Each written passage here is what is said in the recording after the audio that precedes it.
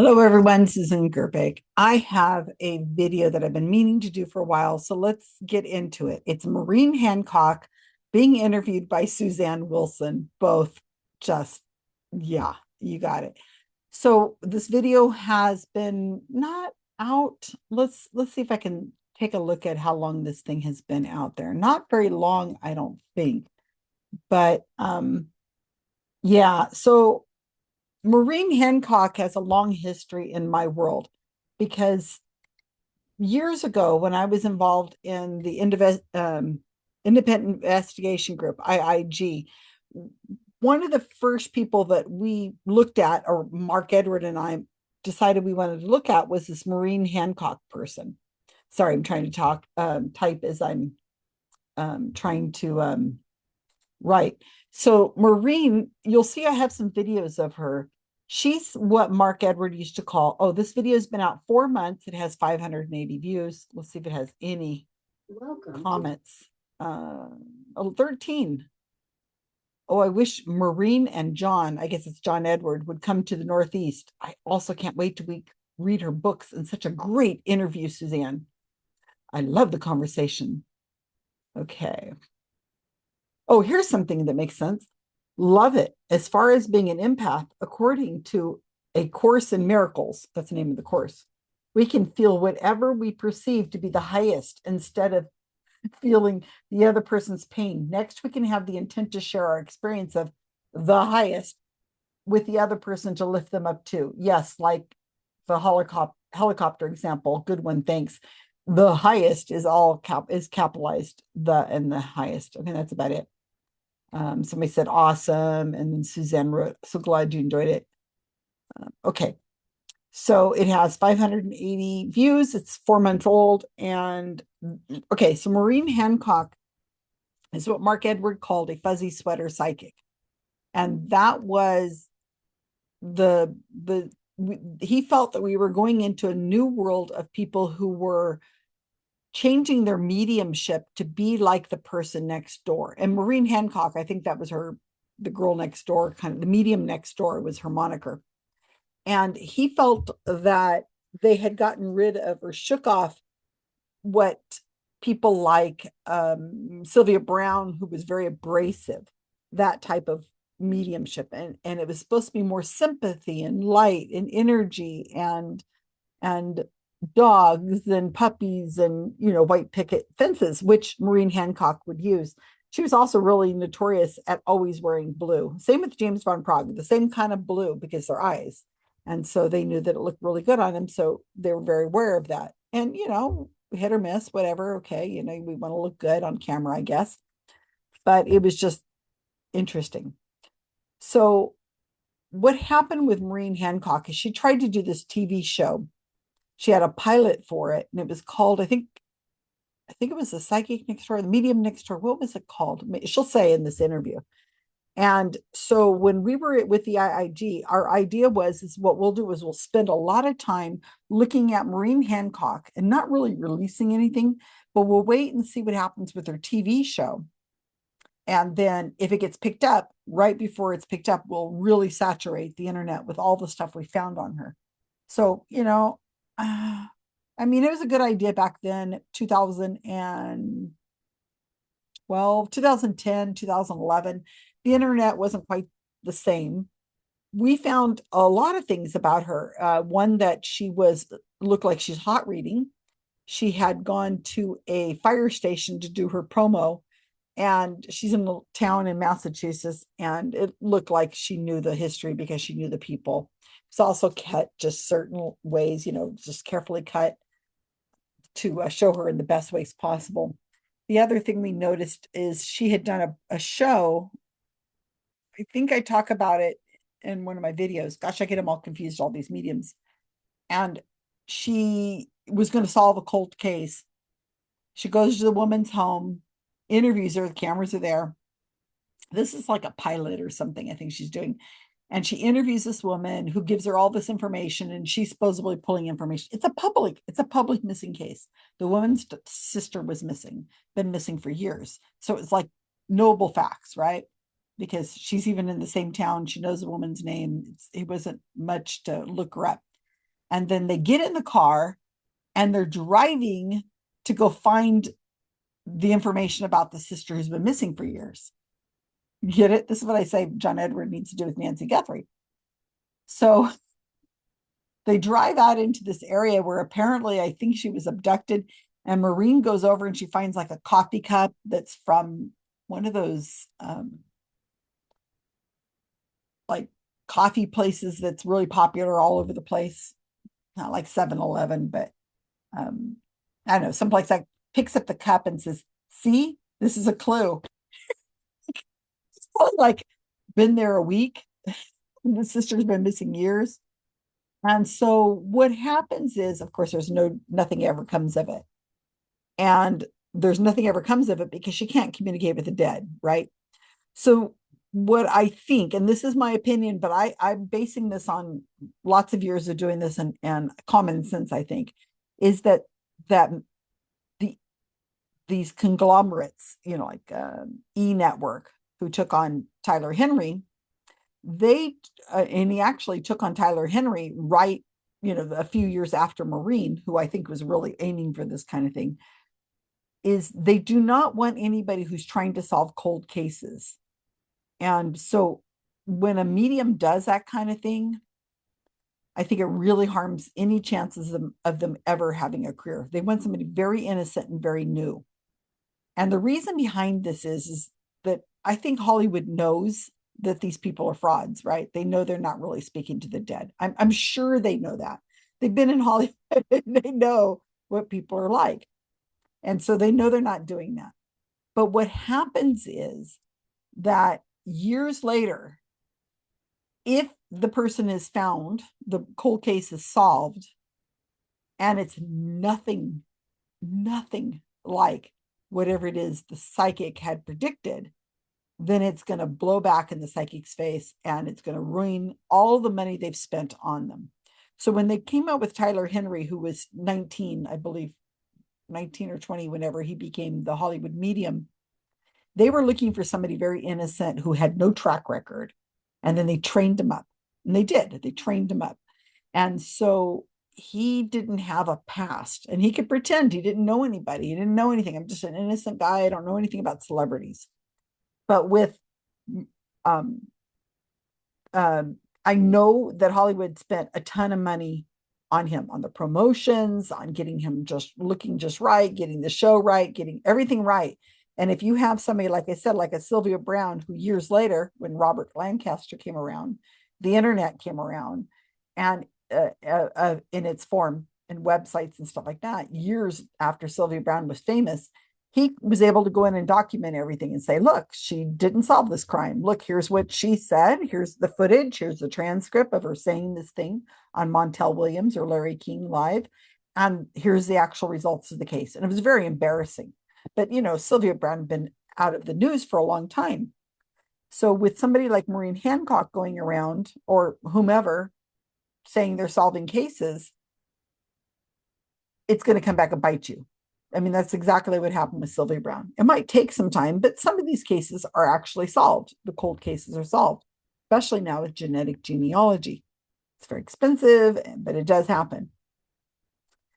Anyway, so what I think is going on with Maureen Handcock is she was trying to be that person. She was trying to be the person who eventually Hollywood picked Tyler Henry instead. And I think that people like John Edward and so on they know not to touch a cold case. I mean, they know they're frauds. They know they're not speaking to the dead.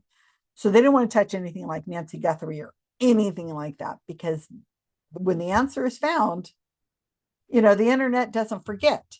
And it's not just Susan Gerbic on Psychic Explained who's going to be coming after them. It's going to be people, all over the media is going to eat it alive, because of course they like that kind of stuff.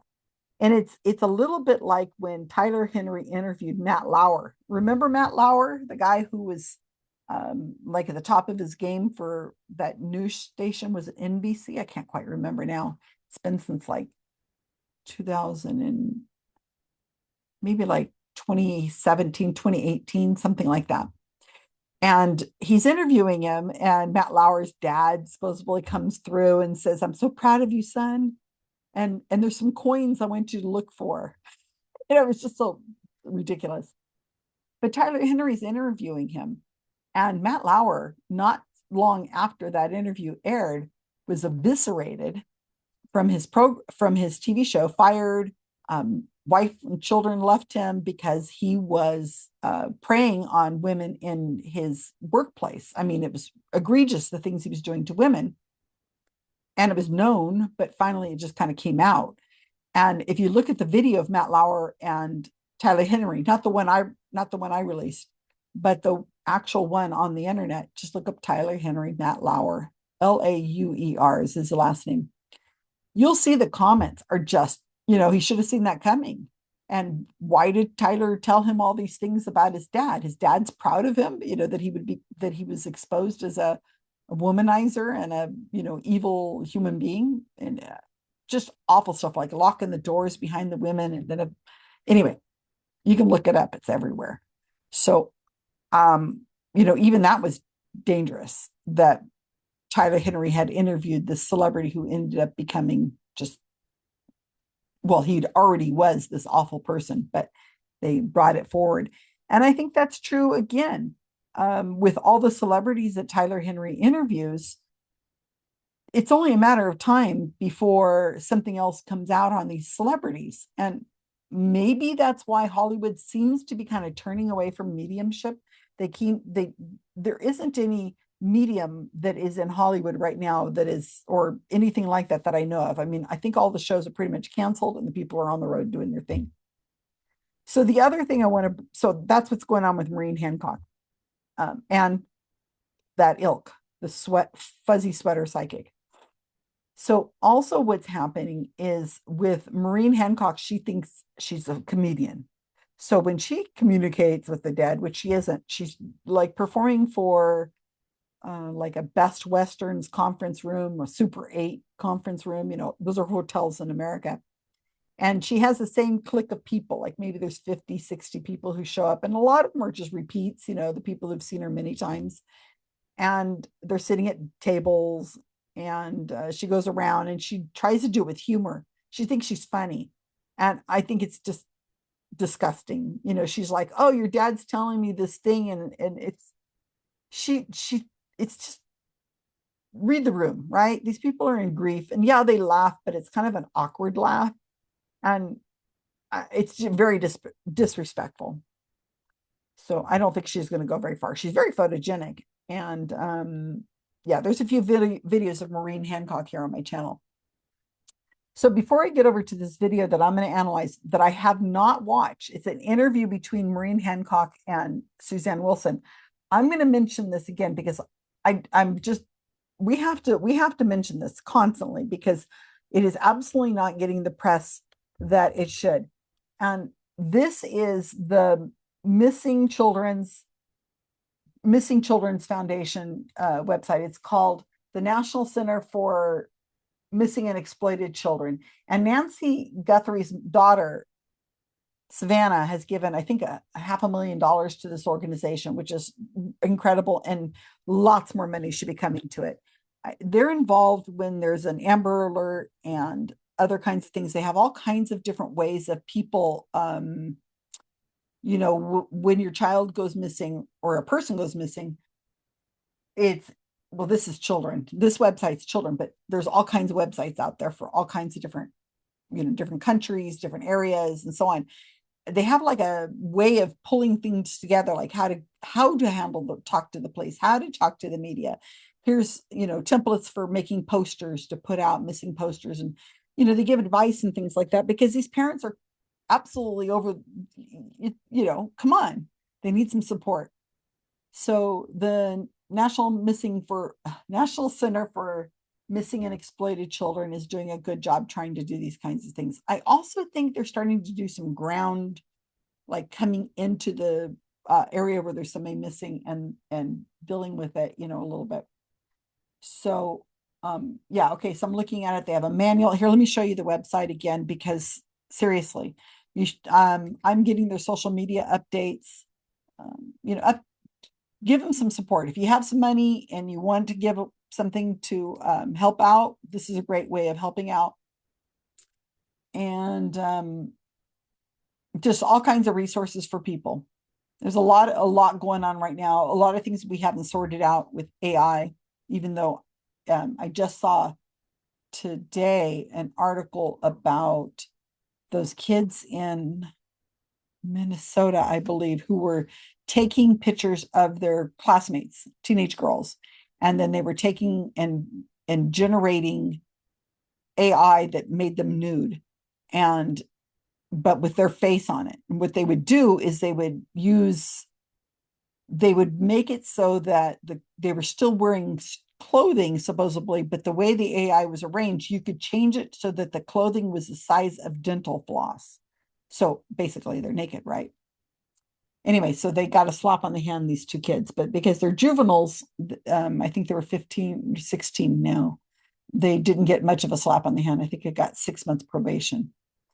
Anyway, and never really apologized, never took accountability for themselves. So before we get too far, I want to make sure everybody understands that if you could solve crimes, if you could solve crimes using the power of the supposed gift these people have, which doesn't obviously happen, then we would not have websites like this. We would not need websites like this.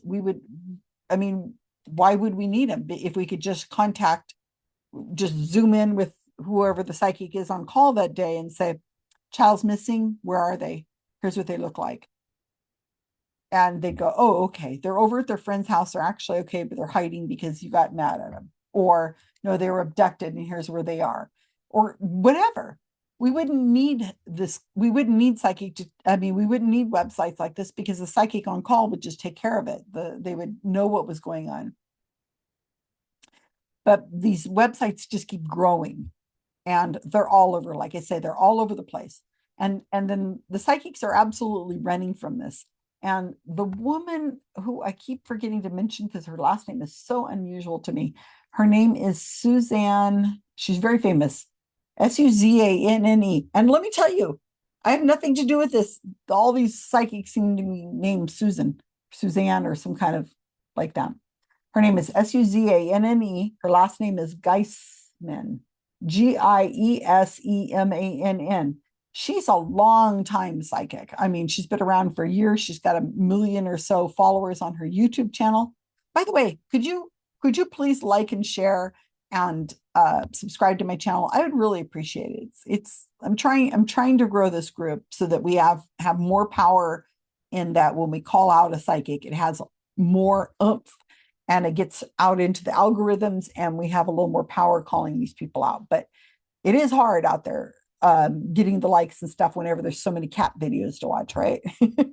So please help me out a little bit. It does help. Comments help also. Anyway, so Suzanne Geiserman, I think that's her name, Geisman, she had said she tried to get a hold of Nancy, but she just got nothing. But then she says, there's a reason why I just had an epiphany, she says. I had an epiphany that why psychics can't solve cases. And if you join me for my workshop, $25 or whatever, I'll tell you the answer. And John Edward is like, I ain't having nothing to do with this Nancy Guthrie case at all. And the reason why I won't have anything to do with it is because nobody has asked me to be involved. The police, the FBI, the family, nobody's called him, which is really embarrassing because it's John Edward who just wrote a book with some retired FBI guy about solving cold cases in their relationship. So, I mean, he just admitted it. So here we have, how many people do we have missing? Tens of thousands on these websites, hundreds of thousands on these websites. I don't even know. And also they have bodies, but they don't know who they are. They have remains and, or they have parts of bodies or whatever in the DNA saved, but they don't know who the person is. And some of these are going back 30, 40, 50, 60 years. So if somebody could communicate with the dead, you would think that they would be clearing those cases up too. And you can find these people on websites. like this website I just gave you, where they have remains of a child going back decades, and they're looking for somebody to come forward. So science is getting to the point where we can help identify these people, but it is expensive and it's time consuming, and police forces, sheriff's offices, and things like that, they're trying to solve crimes that are happening now, missing people now. So going and clearing up something 60 years ago isn't necessarily financially viable when you're paying, I don't know, $5,000-$10,000 for a genetic genealogist to do this. And I mean, there's a limit to how many people can, how many cases these genetic genealogy companies can do, because it's a new field and people are just coming into it. So if you have money to invest in that and you want to help out a small town, try to cover these cases and get them solved, please donate to them. I'm sure there's a website out there that will help that out. And if you have anybody who's thinking about going into the sciences and a career of this kind, I think genetic genealogy, DNA, all that is just a fascinating field. And I wish I had had that option when I was younger. And I'm 63 now, carrying 2 cats that are very old. I can't see myself going and getting a new career. Anyway, so Susanne Wilson, Miss Reynolds Wrap over here. We're going to watch a video. Now, it is a long video, so I am not sure I could tolerate it. It is 51 minutes. And Susanne Wilson has this podcast, Carefree and Conscious. She's known as the Carefree Medium because she's in Carefree, Arizona, which is, Arizona, where Nancy Guthrie's missing. Still missing, day 51, I think we're on. And again, Nancy Guthrie is taking up all the oxygen. I can't blame the family for doing that. I mean, it's awful. But she's kind of a stand-in right now for all the missing people out there, and the horribleness of the families, and what this must be like to go through, to have absolutely no end date at all, and nothing. They know nothing. So, I mean, Savannah just did an interview saying that her mother was abducted from the house in her pajamas, in her bare feet. And just that visual is incredible. 84-year-old woman, right? Okay, so let's look at this video of Maureen Handcock being interviewed by Susanne Wilson. And let's see if they even mention any of the cases that they supposedly have solved, Maureen, which we know is a big fat zero, right? The media would be all over it if there was. So let's see how far we get.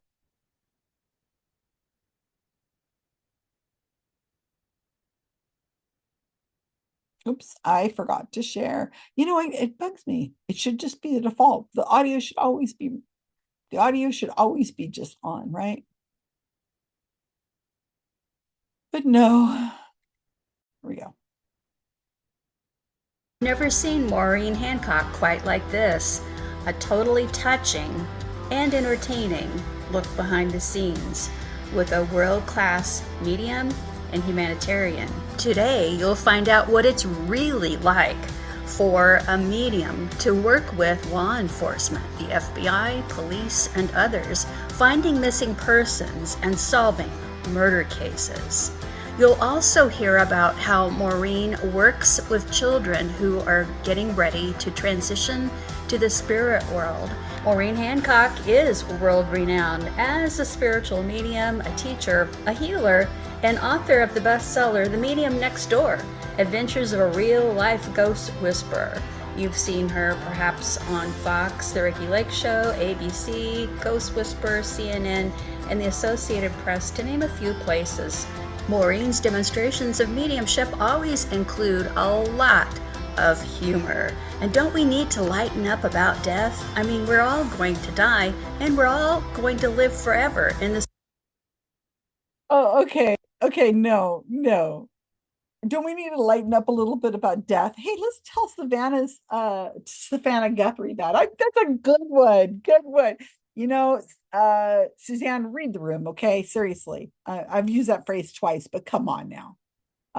Yeah, no. Let's talk about the horribleness of death that's happening all around the world right now, and all those tens of millions of people who died from the COVID virus that nobody warned us of. Maureen didn't say anything, Suzanne didn't say anything, Johnny Edward didn't say anything. He's still planning his tour. He puts out the date he's going to be in Australia, and then Australia is closed. I mean, completely closed during the pandemic. And he puts out videos, him and Teresa Caputo, Tyler Henry, Teresa Caputo, and others.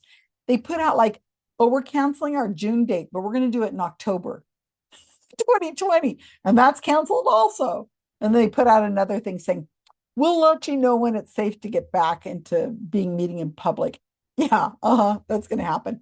So let's all have a smile. Let's smile, Suzanne says, because we're all going to die. So let's have a good laugh. Disgusting. Just disgusting. Just disgusting. Okay. I mean,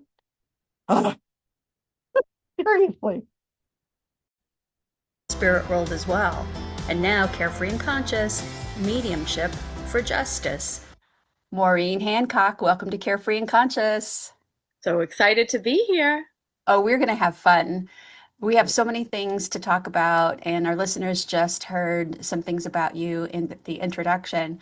But what I really wanted to start with is, where did this gift come from in your lineage? I think you know a little bit about that, maybe a lot about that. Where does it come from? So we've been looking at origins a lot with my students.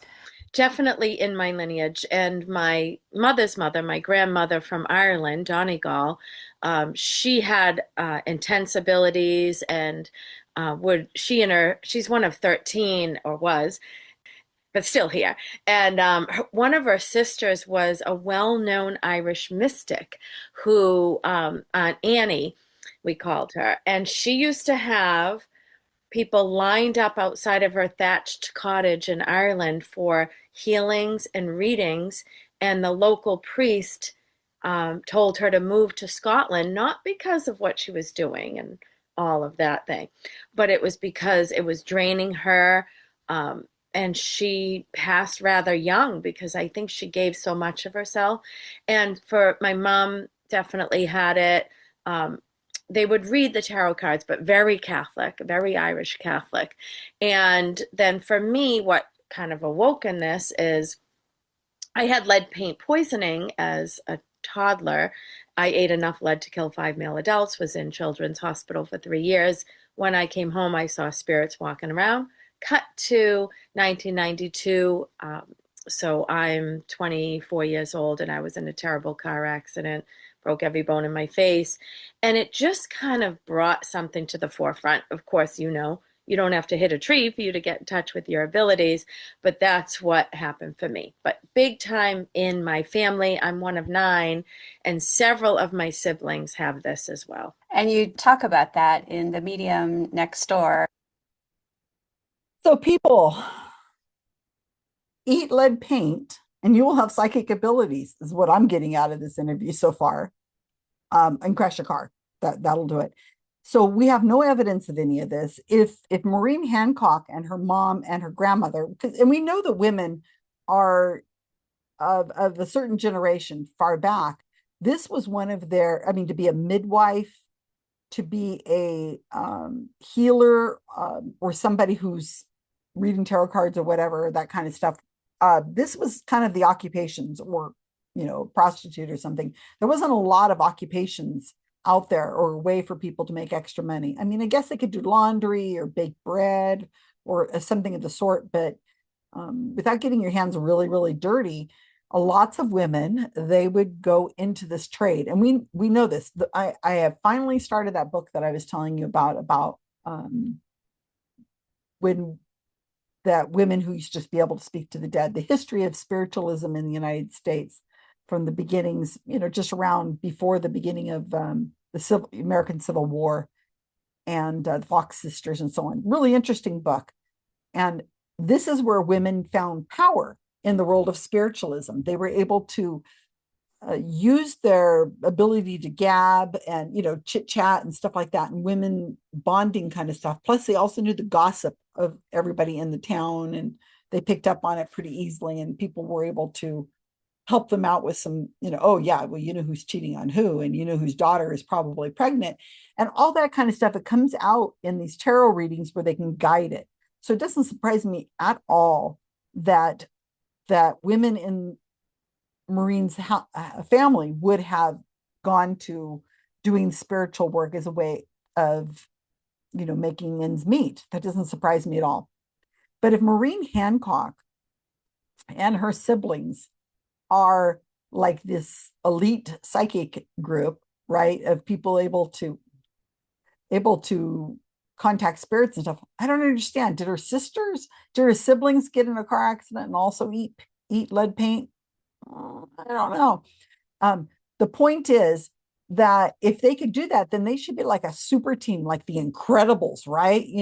Where they have that stretchy man, and they have the kid that can like catch on fire, and the other one gets invisible, and the other one holds her temper, and makes a shield around people. Seems like her family should be out on the front lines, right? The Hancock family, or whatever her maiden name is, and they should be out like ba. They can have their shirts with the little logo on the front, and they could be out solving crimes, and we're fighting crimes, we're investigating claims, and we're gonna bring back all the missing people. Have you heard of them? Because I ain't heard of them. I don't think the police are contacting them. The sheriff's not contacting them. Nobody seems to be contacting them about Maureen Handcock. I mean, Nancy Guthrie. This video is a month old, and Nancy Guthrie's been missing 51 days. So unless she recorded it back before Nancy Guthrie went missing, and it's just now released, I'm kind of like, let's see if they even mention Nancy Guthrie and their inability to why. Let's see what excuse she comes up with for why she's not helping solve crimes. Why are the police, the family, the FBI, the sheriffs, why are they not contacting them? Why are they not on that speed dial? Why is that not happening? Is it because there's no track record for these people? Is it because they don't believe that this is even possible? Even though as desperate as people are to solve these cases, as desperate as the police and sheriffs would love to eradicate and call and solve these cases. And I mean, these people, seriously, the police, the FBI, the sheriffs, they're passionate people who have family members themselves. And a lot of them are really caught up in these stories of abducted children and so on. And they would love to bring some kind of resolution, even if it isn't their hard work doing it necessarily. I mean, if they know of a medium that they could contact who would actually solve the case, then it is by their hand that they're bringing in the medium that they've worked with successfully and will solve the cases. So I don't know. It's common sense to me. We're living in 2026 here.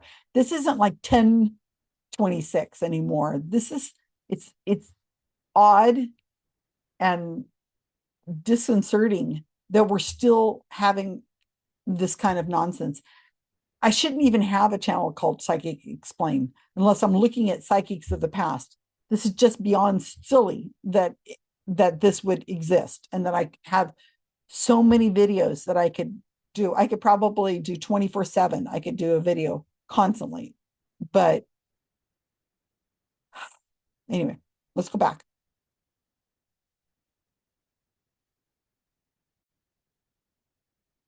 I read it a long, long time ago and had forgotten that. And I got chills as you spoke about it, because I just have this feeling, and believe me, I'm not going to read you or anything. We don't need readings.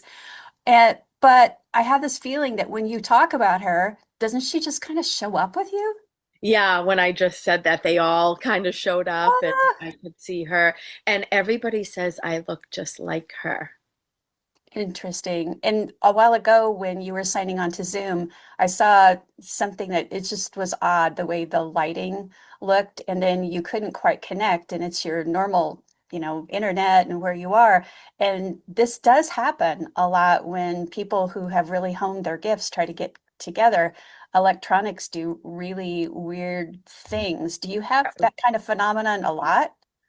Not really a lot, but oh my goodness, when I hit the Zoom button and then I saw you and you went like this and I went like this, the screen just went boom and it just Yeah, went black and you said on your end you saw a big white light yeah. and I love how they use anything electronic to kind of show up and can manipulate that energy. Yeah, when you called me and said, I'm signing on, and I'm like, what the blank was that? Because it was this huge flash of light. I thought maybe you had like a pre-recorded greeting or something that was playing and it had some special effect on it. And so my first thought is, oh yeah, that's going to happen. My second thought is it could just be Zoom. But the point is how I felt in that moment.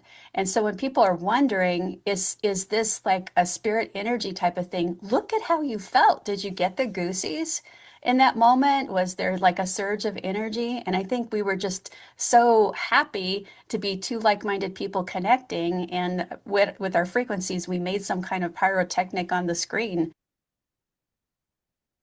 Did you guys just get the goosies? Because I didn't. Two like-minded. Absolutely. You guys are both like-minded. And yeah. So, and not in a good way.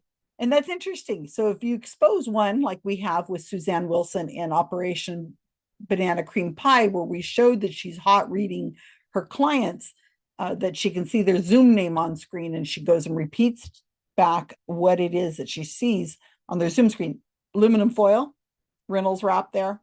Suzanne, check it out on my channel and also listen to the Pretend podcast, how we break this down. And then you got Maureen over here who's driving around with a car and she picks up a coffee cup that she's found, like a paper coffee cup. And that's supposed to be tied to the case somewhere. Good gracious, alive. Yes, of course. So if one of them is exposed, then of course the other is exposed. I don't even know why they talk to each other because they should know that as soon as one's um, you know, it's gonna make the other one look bad that you didn't know that they were doing hot reading and doing this nonsense. I mean, Thomas John, I cannot even believe it. We've caught him so many times hot reading. I mean, I had more fingers and toes, less fingers and toes than he's been caught, and he still has people who associate with him and do readings with him and things. I'm like, are you that desperate for money and attention? Because this guy is, they're cold reading. They have a whole completely different style. And yet he's still doing this. And they still do workshops with him. And they don't explain it because they just like, I don't know anything about his being caught in the New York Times. I don't know anything about Operation Pizza Roll. I know nothing about Operation Onion Ring. I have nothing. I have no idea what is going. Yeah, you're the psychic, right? Okay, let's go back. We're never going to get through this video. The 12 people, the two people who watch this, oh, I just, I don't know. So It's I very, thought very, that was really cool. yeah, and I couldn't wait to call you to tell you, like, what just happened? Well, Basket, we what's got happening? it all working now, which is really, really great. Another thing that I'm hearing a lot about, and this kind of goes in cycles, is I'm getting these emails from people, Suzanne, I've got psychic abilities, mediumship abilities. I want to help the police. I want to solve cases. And, these things kind of cycle through in popularity. And I'm thinking, oh my gosh, I need to talk to somebody who actually really does this in what to say to these folks because these are people that some of them are practicing light workers in some form and some just want to help the police and they think it's cool and they want to help humanity but they don't really know what's involved. How did you start working with the police and what are things people need to know about what it's really like?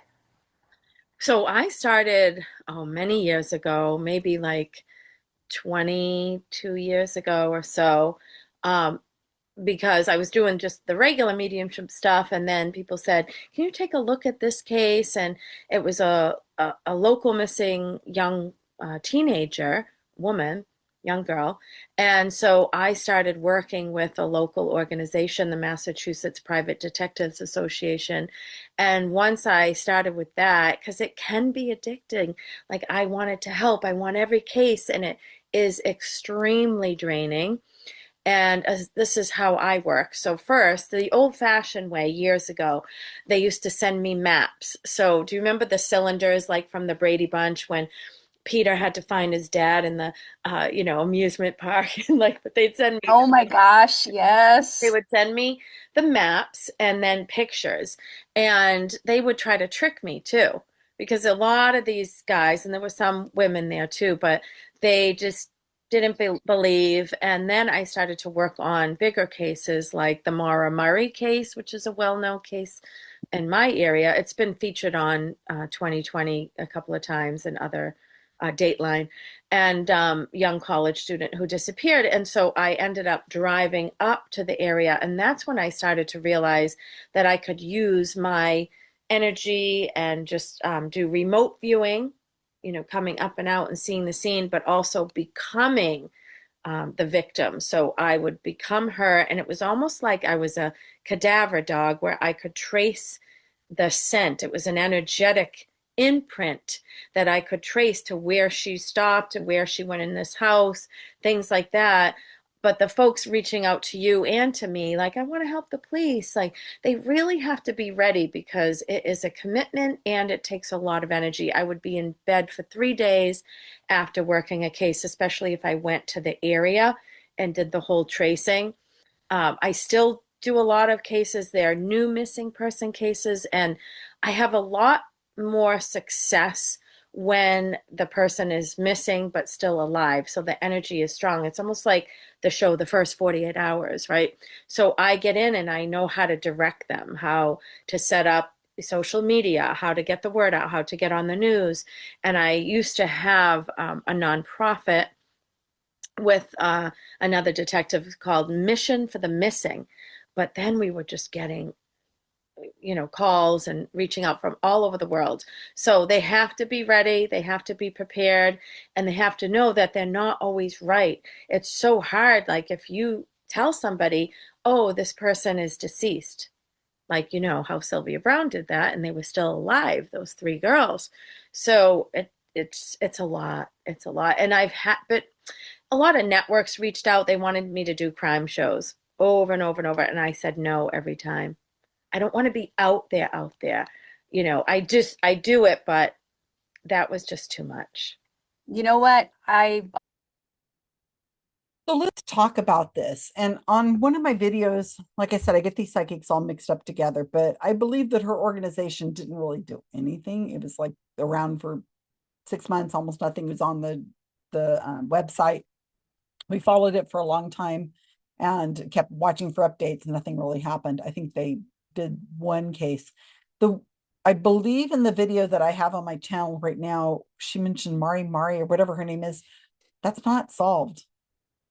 So I'm not sure what she did for this organization. I believe that, maybe she came up with a number 7 or something about a guy with a goatee. I don't know. It was nothing that, so she's making it sound like she solved a case, but, or even helped. She didn't do any of that. Because I believe it's unsolved. And the organization she's talking about working with, I wrote to them, I looked all over their website, there's nothing, and nobody responded. I'm like, hey, have you been working with this Maureen Handcock or working with psychics? Nothing. So you'll have to go back and look at that video I made, and so look how they're wording this as if they're really helping. And we do not want people calling up the police tip lines with some help. We really want to end that, because the police have to go and investigate everything, because a psychic could actually be, no, a person could say that they have a tip, and they're trying to say it's a psychic tip because they don't want to say that they actually were involved.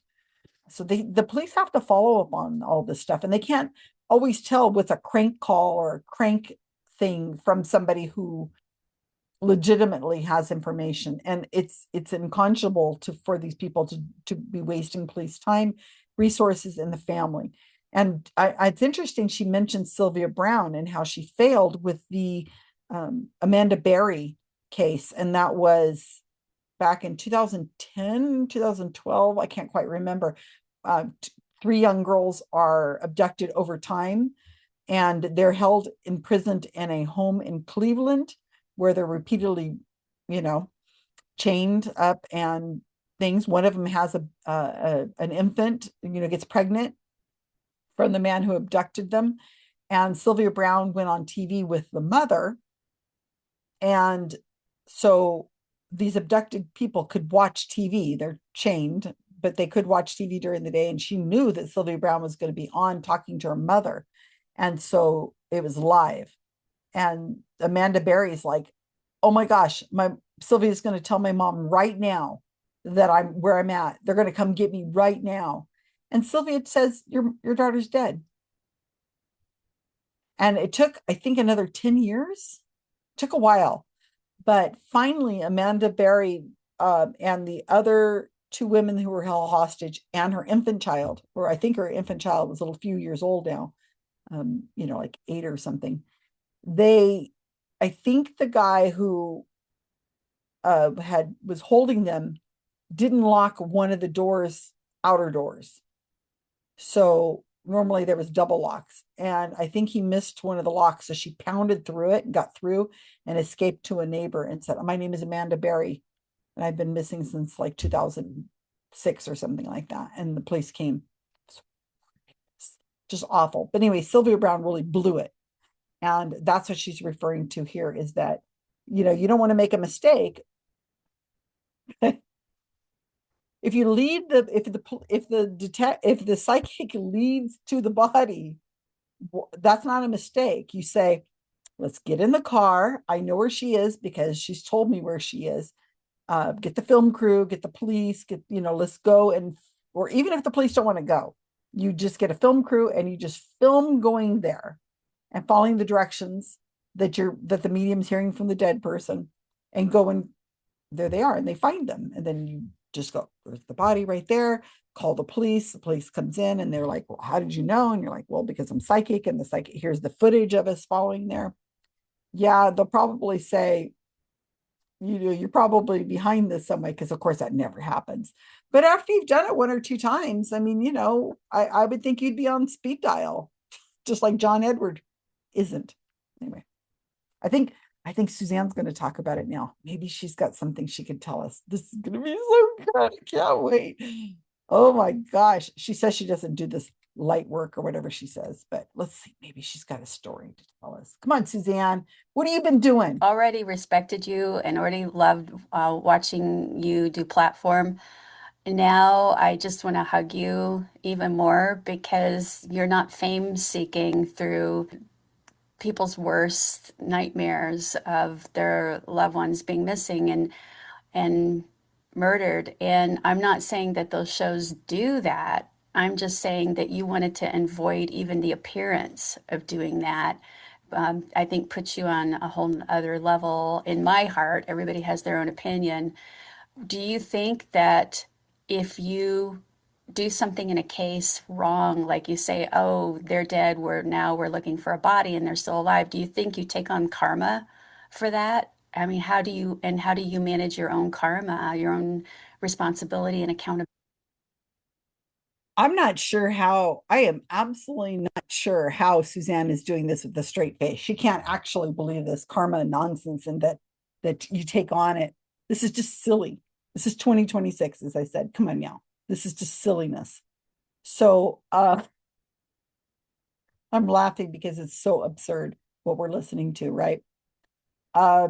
She's honoring her. Her heart goes out to Maureen for not seeking to be famous and not seeking to prey on these people, these poor grief. She hasn't solved anything yet. Okay. There's nothing she's solved. So what it is she's talking about, I have no idea. She's just making up crap. And she doesn't want the attention because she's not actually solving cases. So I is Suzanne delusional? Is it her? Has she been eating paint chips? I mean, what's going on here? Because that is nonsense. And she should know that. She's an educated woman. She should know this. But then again, remember that video I did recently of the woman in Australia who was saying that she was seeing that a woman had a miscarriage and the baby was there in spirit and had grown up, married, had 3 children, and her husband was there in the spirit world with her. And the mother's like, really? And then she says, what about my stillborn baby boy? Oh, yes, he was stillborn. And then you got pregnant again. And then when you got pregnant again, you miscarried again, but it was the same boy. He reincarnated himself into you again, and then he miscarried again because he's trying to teach you a lesson about light and love or some nonsense like that. And the mother's like, oh, wow, that makes so much sense. How are they just deluding themselves? Or, I mean, is it a comedy act? Have you heard of a Poe? Do you know what a Poe is? POE? That's when something is so absurd and they're making a meme or they're telling a story or whatever, and it's so over the top. I mean, it's so bizarre that you're thinking to yourself, is this a made up story, or is it you really believe this and you're making this up? Are you making this up, or do you believe this? Because I can't tell the difference because it's so absurd. The world we're living in right now with the nonsense we're hearing, I can't tell. Is this, I mean, the president took down the White House, took down a whole wing of the White House. When that story came out, I was like, oh, come on now. That's a Poe. You're thinking it's so ridiculous that it can't be true. But then it is. I mean, you say to yourself, how? How? I don't know what to believe anymore. Are they making it up? Or are they just doing it for clicks? It's incredible. Okay, here we go back. Oh my gosh, you guys. Thank you for being here with me. Please comments. I want to hear your comments. Ability. And thank God that's never happened for me. And I think just being divinely guided. And if I couldn't get something on a case, I just say, I can't feel it or I'm not getting it instead of jumping to some conclusion or leading with my head and not my heart and my feelings and my abilities. So for others, I mean, if somebody's going in with a pure heart and they just want to help, I don't I don't see that as like karmic like attachment because they didn't get a right answer. But they do have to have discernment and they have to be very careful. And I'm all about like I never want to give up on hope. And but when I look at a picture, and I don't know about you, I can tell by the eyes if they're still here or if they passed. And there's just something so deep if they've passed, and I feel like they're just looking in my soul. And I'll just say, I feel like they have passed, and I'm getting this feeling. And I have a few cases right now, and I looked at the pictures, and I'm like, I just know. And speaking of TV, I did a pilot for Fox, and they weren't upfront about what it was. They said this is going to be very Oprah-esque and very hopeful. And I get there, and it was with Lisa Williams, the medium. We were co-hosts, and they put her in Compton, and they put me in like Little Havana, and they were like, "We want you to go in and tell this the young girl, 17 years old, tell her her mom's passed, tell her she died, blah blah blah. She left a bar, she never returned." I was like, I will not. And I Yeah. didn't have quite a voice then because I was, even though ha ha ha, I was kind of shy as far as using my voice. And I was like, I will not. And I refused. And I prayed to my dad, who was passed at the time, who still is. But I said, Dad, you have to take this away. and it went away because it was the man, the producer was screaming in my face. I was like, I won't do it. I won't do it. So there were, certain things, and I was glad that that one, see you later. Yeah, there's hidden agendas in Sure. media. Okay, then. Yeah, why wouldn't you go into Little Havana? What's the problem, lady? So, okay. I know this is going long, but that's okay. It's okay. Just pause, come back to this when you get a chance. Let's talk about this again. So they've made testing statements. So if you can look at a photograph, if that's what their claim is they can look at a photograph, looking at this mailer that was sent to me from Ace Hardware. If I could look at this picture of a bird here, but if I could look at this and you could say she's living or she's dead, then that's a testable claim. And there's a what are they up to right now? $500,000, I believe, the independent investigation group. It's now called the CFI investigation group. And what they do is they have these very tight protocols and you work it out with them. So you would say, as she just said, I can look at a photograph and I could tell if the person's living or dead. And they say, okay, under what percentage can you do that? Like with what reliability? And how would we test that? What are your limitations? And maybe she would say, well, the pictures have to be all of women, or the pictures have to be of people who are under the age of 50 or something like that. She has limitations that within her gift, and I'm using that with quotes. So then what the investigation group would do is they would come up with the odds and they would say, okay, so if we have 10 photographs that all are women under the age of 50, full face, because that's what she says she needs or whatever, whatever condition she says. And we show you 10 pictures and one of the people in the picture is alive and the other are dead, or all of them, 9 of them are living and one is dead. Can you tell us which one is the one who is died in this group of 10? And the medium will say yes or no, right?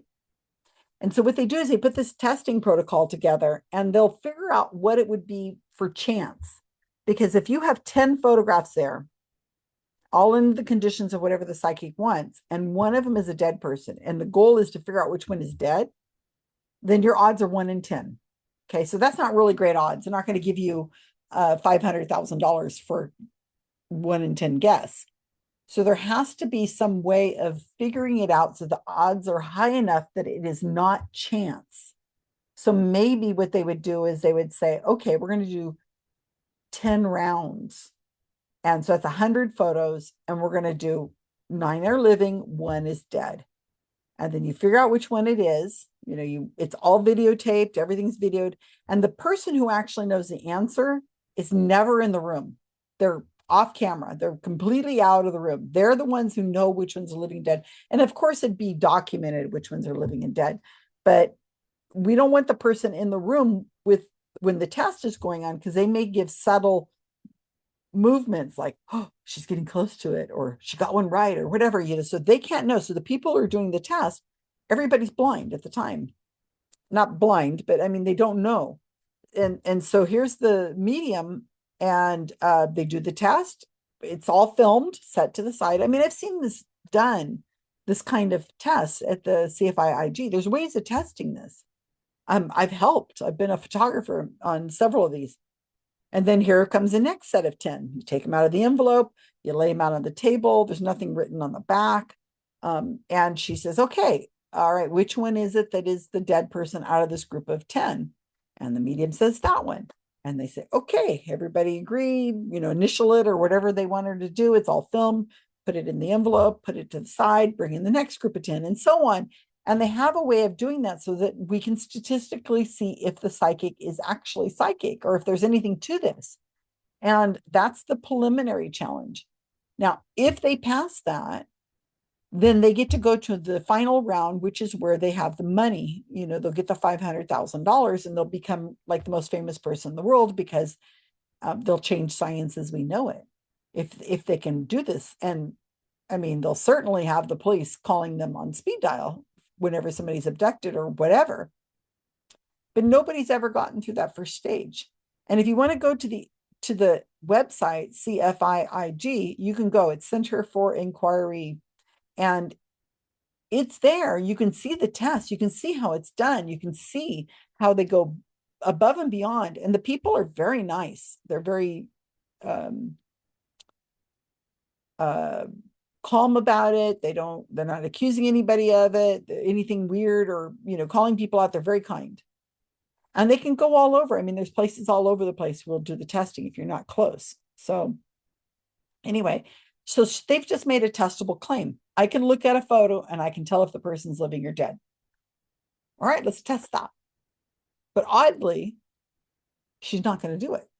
And you can even do it anonymously if you really don't want the publicity. They'll award you the money if you want to stay anonymously. And if you don't want the money because you think it's tainted, or taking money for your skill or whatever is a problem in your worldview, which of course isn't true, because these people charge money for their readings and their workshops. Of course they do. They're making a living off of it. But let's just say you don't want the prize money. Then you could donate it. So there's no reason. And of course they're aware of this because this challenge, and there's challenges like this all over the world, Australia and other places. Australia has $100,000. It's not done because these women know they cannot do it, right? So why we need to call them out on this kind of nonsense? It's just crap. All right. This is fraudulent behavior from these women, right? We know that. They're grief vampires. Taking advantage of people. A lot of the time, and that's why I always look for, is it 3H, helpful, hopeful, and healing. And my students get so tired of hearing that, but I didn't come up with that. That's from Edgar Cayce, who was quoted at one point saying, anytime you tune into the akasha, the ether, the etheric records for yourself or for anybody, you must do it with the mindset of being helpful, hopeful, and healing. But I almost got fooled once by a show too, and I thought it was going to be very positive, and they wanted to play up how all these children died and really focus on the death and the scary, and they were more like ghosts. And I'm like, your loved ones are not ghosts. They're in their natural form. They've gone home. We're still here, but they're at home. And so it's really hard to find those vehicles out there. And I really like that you know exactly who you are, you know exactly what you're supposed to do with the work, and you do it. Now I want to ask you, what is the difference in your energy from doing, say, a one-to-one evidential mediumship reading and working on a case, like the first day on the case as you tune in? How is your energy used differently, or the process different? Hmm. So, and now the one-on-ones that I do are only for parents who just lost children. That's my volunteer work that I do. So, like you said, it's hopeful and it's healing and it's beautiful and amazing. And I know you do that too. And then for me, like say I'm bringing somebody's son through and they so want to impart on the parents, like, I'm still here. I'm not dead. I'm just different. And let me give you some evidential things that this is me. Oh, I have chills right now. And then when I do the casework, it's like, oh, I have to prepare and I have to be in a place that I have energy because I do 3 to 4 live events a week on stage, with 100 people to 500 people. And that's draining too. But you're right. It's in a different way that it's draining because I lay out pictures. I go on Google Earth. I find I always say, where were they last seen? Give me the address. I pull it up. I pull it out instead of the old maps like I used to do. And I would just use my hand, and it gets hot in certain areas. And then I might pinpoint, Wow. I'll hear, go up top there. There was a missing woman in Hawaii, like deep in the, you know, waterfalls, forests, this and that. And I had the big maps, and she's like, keep going. It's 2 miles up. Mark this spot, have the helicopters go in. And that's where they found her. She was alive. Oh, wow. was Yeah. weak Okay. and, Ooh. whatever. But yeah, so it takes a lot out of me in a different. Wait, she's saying she's found somebody? Who? When? Where? No, no, of course she hasn't. They sent the helicopters in on the based on the word that this woman said. Of course that didn't happen. Hey, Alex, I'll take some things that didn't happen for 500. Of course not. Otherwise, they'd be doing it all the time. We wouldn't need drones and all that other nonsense. Give me a break. God, seriously. Oh, they're just making up stuff now. Way where my gosh, especially I'm tuning into the perpetrator, so it's like I'm looking out from their eyes, and then I tune into the victim, and then I'm experiencing that. My heart goes a little crazy. I've got like the goosebumps, and I feel scared and anxious, and I go through both so I can get the full story. And then I'm just like, you should see me, like bloodshot eyes. The color drains from my face, and that's why lately I pick and choose what I can take on. Yes. I get requests all over, and I want to help them all, but I'm Yeah. finally at that point where I know I have to take care of the vehicle here, or I'm really going to burn out. And I've been doing this about 28 years, but now it's like, I'm tired and I have to work smarter, not harder. I'm from That's Boston, everyone, so. and that's a good motto. So, evidential mediumship, you're identifying the soul who in relationship to your sitter or your client, giving evidence that it's really them and the message they came to give. And so it's like you're letting information flow and you're catching it in that flow. Medium to medium, I would think if I was working on a case, I'd be pulling so hard and putting on like different soul glasses to see through victim perpetrator that I think every cell in my body would be exhausted from that. I mean, one is like accepting a flow, making a link and blending, and the other is you're casting this net to capture this information and pull it to you. So what have you I mean, is that a pretty good description and what do you do differently for your body to heal after? Yeah, that's a great description. That's exactly how it is. And then afterwards, I am literally shaking. So it's nervous system dysregulation. So what did I do? I opened a yoga and wellness studio. So, but really reopening my center called the Zen Loft, and I'm a yoga teacher and doing all the things. And I still do hands-on healing, and it's I work with cancer children who are getting ready to pass, and I've been working with adults for years, but I'm still using the Chinese medicine that I learned years ago, the hands-on healing, the medical qigong. I do Tibetan bowls and just helping them to know who's going to be there. So I only work with end stage to help them prepare, and I help those left behind too. But for me, I teach yoga, like I teach somatic yoga, and that is for your nervous system. And I'm doing it because I get the benefit, and it forces me. Like, even if I do a big event, the next morning I'm teaching yoga. Like tonight, I'm teaching Qigong and meridian yoga with all the meridians in the body.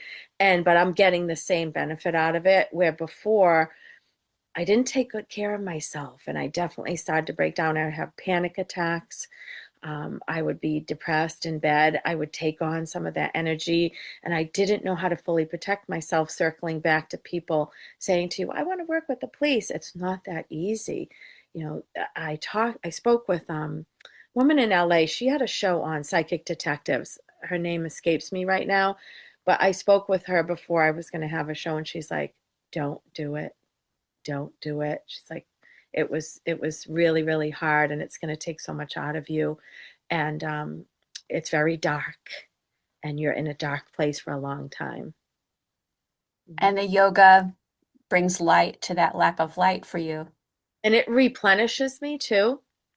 So even at the end, when I'm doing a meditation and I balance everyone's chakras, I'm balancing mine. I've got my gong. I do native shamanic sort of drumming, and it just brings me back in my own past lives and memories, and it just feels so good in my heart. But I love to teach people how to regulate their nervous system, and not just with yoga too, but just simple moves like humming.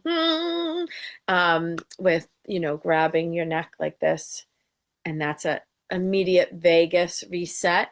I do tapping, I teach EFT, emotional freedom, but these are all things that I had to learn so that I didn't burn out my engine. What do you do? Pretty pretty similar. I like the tapping. If I really feel like I need help, I have a coach that will do EMDR on something that comes up right away. I don't let anything sit or fester. Also, saltwater baths and walking in nature, getting my feet barefoot on the ground.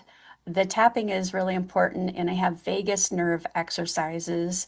I do self Reiki every single morning, and the self Reiki movement is really, really easy. It's turn on your Reiki and then hands on Reiki on, and put your Reiki hands on your belly, because believe it or not, your belly will send the energy wherever it needs to go. And I taught Reiki for years, and I found a lot of mediums coming to the Reiki class going, I need something. And then I go see this lady named Jenna D. Giuseppe at Sacred Paws Healing in North Scottsdale. And I have an appointment with her Saturday. And as a matter of fact, when I'm like, look, I need a reset. You can't always do it yourself. Yeah. Sometimes you need, it's like the healer needs the healer. And there's something that the healers do for us that triggers our own self-healing. And then when all else fails, I jump on a plane. I love it. Yeah, I bring my dogs to the conservation land every day.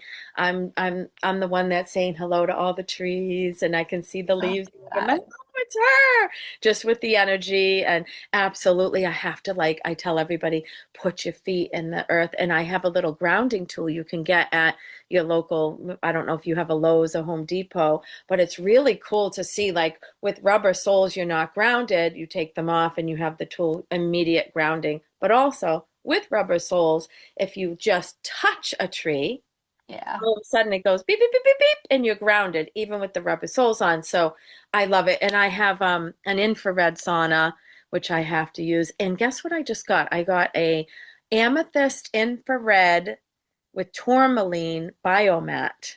So it's I forget the brand, but so it heats up with the infrared, and it's got amethyst crystals all throughout it, and then it has these little jars of crushed tourmaline, which helps with grounding. And I have level 10 back pain sometimes because I have this disorder where my disc has fallen on top of the other one. The yoga helps, but I go on this mat and I am like, woo, good to go after. It is stunning and And amazing. these are great tips. Guys, these are great tips for everybody, not just people doing energy work or, you know, I mean, everybody needs Yeah. holistic care for themselves. And you just brought up something too when you said there's a disorder that you have. How many mediums do we know that have some kind of autoimmune something or chronic something? Uh, Right. woof. Yeah. And I've got my tuning forks that I use too. So And on I'll put it right YouTube, on check my out back. this tuning fork set. This is all right. You have how many there? One, two, okay. So one, two, three, four, five. And then I have another one here. This is the one for physical pain. So it's a weighted tuning fork. And this one is 128 hertz, which is your typical kind of healing tuning vibration. So I'm all about frequency, right? And this is so easy, everybody, that when I have pain, I just do this, and I'll put it, let's say I have shoulder pain and I just hold it, but also I might put it here for anxiety. You do have to be careful if somebody has a pacemaker. My husband has one, and I was like, come here. No. I only have a 128. You're inspiring me to go get a set. So these are all so these are in the 200s, and they're for kind of like brain health and longevity. And so each one has, but usually in the 200s is going to be more connected to brain waves and frequencies in that way, as opposed to the 128, which this is my go-to. I just use this all the time. I'll put this on my knee if I have knee pain and hold it, and it works. It's amazing. Do you have any theory on why so many people that do the work you and I do have major health issues? Yeah.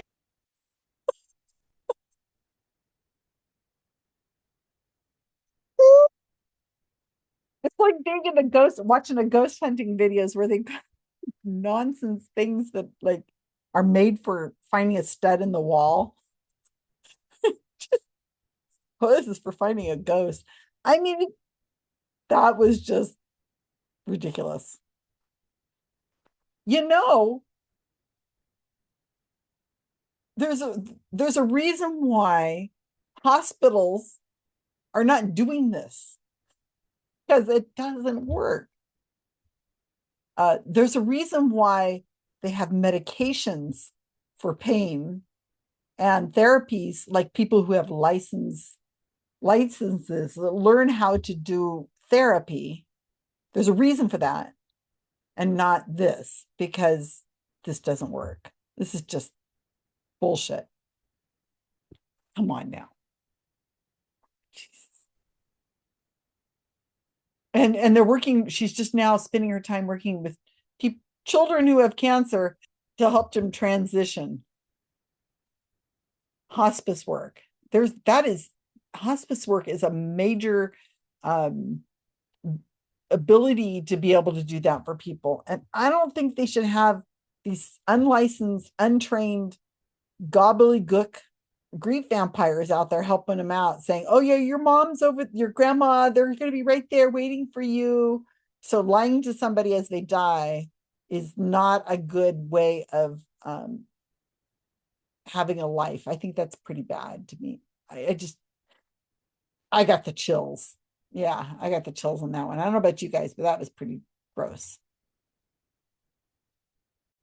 I mean, for one thing, and I've studied Chinese medicine for the last 30 years, and energy work like you with, I've been a Reiki master for 30 years, and we're drawn to that, right? To help us because we can't help it even if we say, oh, we're just, the conduit. There's still, because we're empaths, we want to help. And I don't know if that feels overused to you, the empath, but we're compassionate beings and we want to help people. And sometimes we're giving too much of our energy so that we end up with deficiencies in the flow of energy in the body, and we are depleting our adrenals. So, and also our lung chi. So the lung chi, right, that's your immune system, and it's also associated with grieving.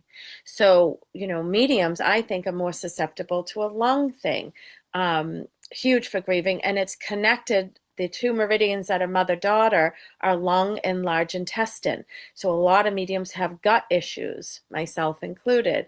So, and I think everybody struggles with that anyway. I have a liver disease. I have it in check, and it's non-alcoholic fatty liver. I barely drink, but it is an epidemic because of sugar and because of our diets. It is hereditary for me, but I was stage 3 and I just went to 1 by simply cutting out sugar. Sugar is inflammation. Sugar is going to be your dementia and your Alzheimer's, and you got to keep moving. If you walk every day, you're going to help with your brain health and longevity in the long run. But I do feel it's because we sometimes give too much of our energy, and mediums that I'm training, they're like, oh, I did 5 readings today. And I'm like, you have to watch that. Like, you can't, you're going to burn out. And John Holland would tell me that, like, Mo, you're not taking care of the vehicle. Think about changing your oil. And now I make time and I get like a reflexology, or I'll get a treatment like you are. And I make more time, or I make myself do it. Well, and speaking of John, you've got something coming up in December, and then you're going to be in my neck of the woods in Sedona doing something with John. We have a whole lot to talk about, but since the man has been brought up, do you want to tell us what's happening? I love working with John Holland, and he's amazing. And I look at him like a mentor to me. He's helped me a lot over the years. And we have an all-day mediumship workshop down on Cape Cod, and it's December 13th. And it's at this beautiful municipal center right near the water. And then the next day we have a demonstration of mediumship together at noon. So it's kind of a weekend thing if anyone wants to jump on that. And we're doing a retreat together in Sedona in towards the end of April. I did one last spring. That was my first Sedona retreat. And it was my first time at Sedona. And then I am at Canyon Ranch in Tucson in December, March. Let me see, December, March, May, August. I'm there 4 or 5 times a year, but the ones coming up are December and the beginning of March. And don't you have a signature event? What happens at the signature event? Oh, my soul shift. Yes. So my signature soul shift is on top of a mountain in Costa Rica, and it's sold out right now. But if you go to Imiloa, it's IMILOA Institute.com, Imiloa Institute.com. Oh my gosh, they have so many amazing retreats, and it's the energy there. So this has been deemed one of the 7 sacred spots in the world by 8 indigenous tribes. When you step out on top of this mountain, you'll understand what I'm talking about. It is like, what is this? What is this? You're like in another planet, or you've gone home to Pleiades or whatever. So, but like you just feel so different, healed. I'm not anxious. We cry when we leave. It is fabulous. So I do that every year. This one is in March. Actually, I do have 2 openings because it's been sold out for a year, but 2 people had medical issues. So, but yeah, I love hosting retreats. I have a couple down the Cape.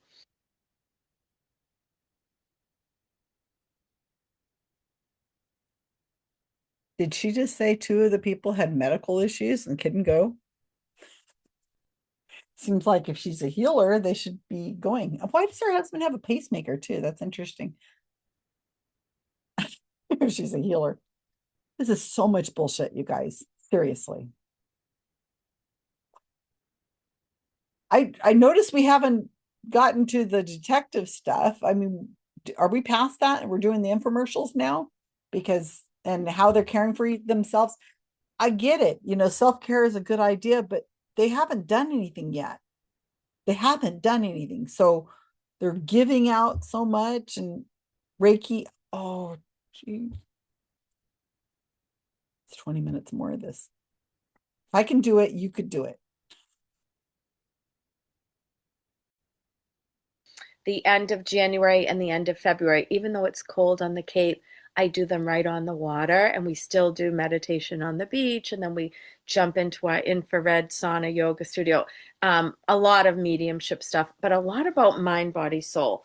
So I'm teaching the nervous system regulation. I'm teaching you how to take better care of yourself so that when you are clear and your chakras are clear and your aura is shiny, then you can connect more to your loved ones in spirit and your intuitive senses, trying to stay clear. And that's why we're here is to learn how to be good humans, and it starts with us. If we're not grounded, centered, and in your words, clear, and that is a perfect description as a clairvoyant. I see like crystal clear quartz when you say the word clear. Then, I mean, how can we function and realize our life's work? We have to have that first and foremost. And so many people are looking outside of themselves, like going and getting readings, readings, readings, readings. And one of the things that's fantastic about you, there's so many, obviously, is you're like me. You're like, okay, go, watch me demonstrate and understand this process and feel the energy, and now learn how to do it yourself. So what do you say to people that will say, like, oh, I don't have a psychic bone in my body. There's nothing intuitive about me. What's your reply to that? Okay. My reply is we're all intuitive beings. Baby, you were born this way, but life got in the way. You let stresses get in the way. You start to pile up all, the self-doubt and the language. And I say, first, you need to change your language because language and your words have energy. Everything has energy, right? Even my water. I'm like, I love you. And then I drink it. And then I say, you need to lead with your heart and not your head. You're overthinking. And here are some tips that you need to get out and walk and breathe and meditate and pray or whatever works for you. But trying to even just take 5 minutes a day for you to get out of your head, maybe even set an alarm like, I'm going to do this for 5 minutes and I'm just going to breathe and I'm just going to be with myself. Because when you can heighten your vibration, and that is through clean eating, that is through some type of walking, meditative, working on yourself. Then when you raise the vibration, you can meet them halfway so that there's that helicopter propeller and you're the ceiling fan. If you do the work and you then, oh, hi, because it's accessible to all of us. Like we are energy and we're love and we're memories, but there's still, there's no past, present, or future. It's all happening simultaneously, which I'm trying to wrap my brain around. And so that we can access a little bit higher consciousness, or maybe it is, coming out of the third dimension and getting closer to the fourth, sometimes even the fifth, baby. Can you talk about humor in Yeah. mediumship? And And I just remembered too, and I do have an online school for. Can you talk about humor? I thought we were already talking about humor. This is ridiculous. Oh, excuse me a second. I love you. I love you, water. You are my water. Thank you so much, water.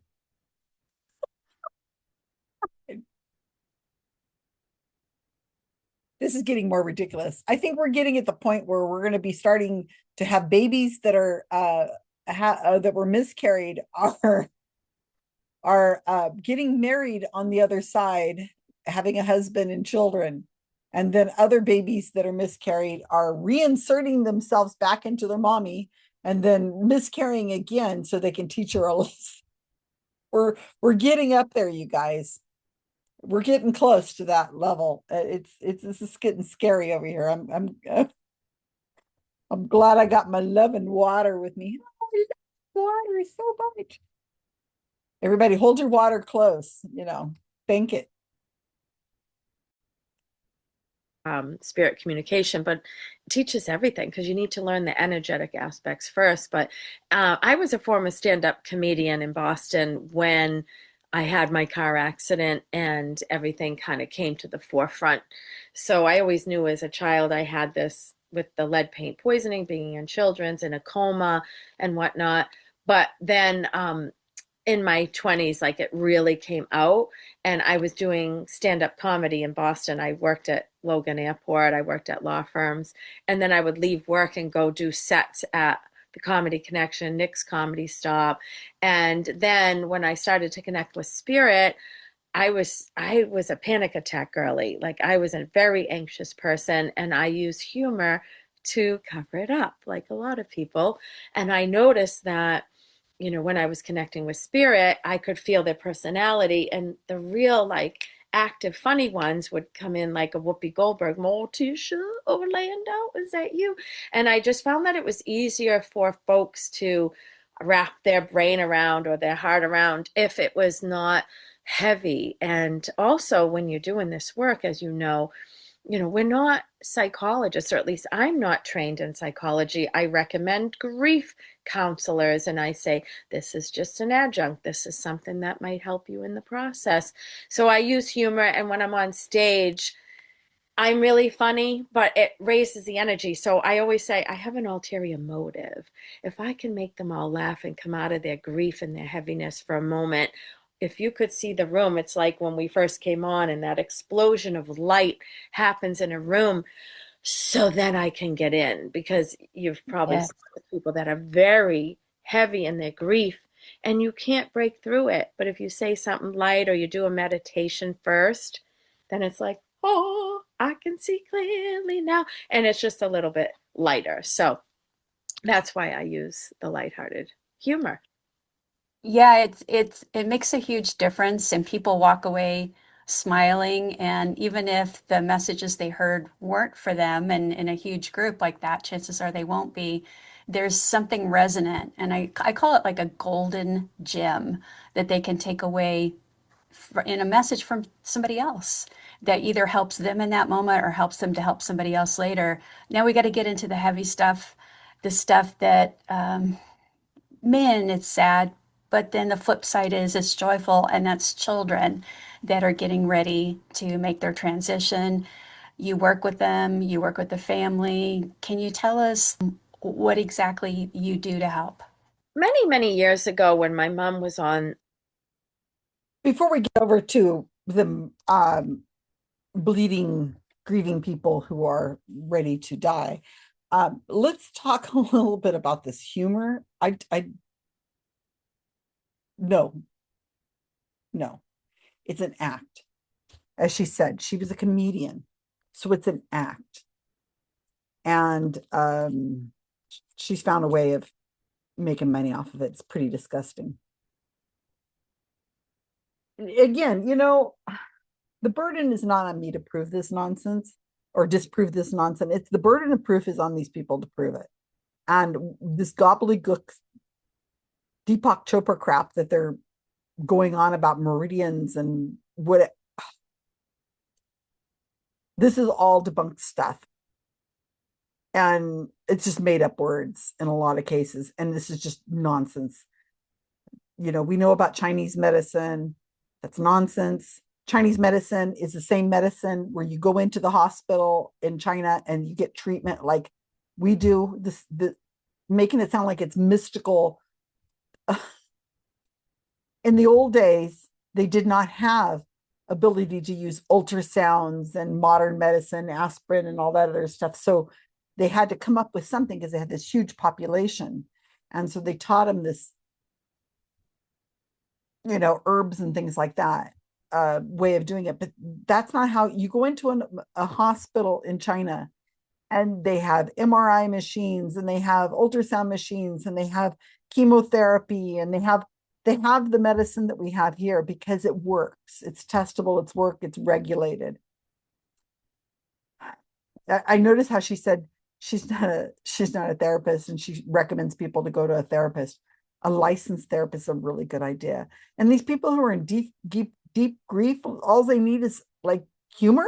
You need to lie to them and make them laugh. I mean, it's hard for me to listen to this with a straight face that these people are, do they believe it? I don't know. I'm not psychic. I mean, does Maureen and Susanne really think this is real?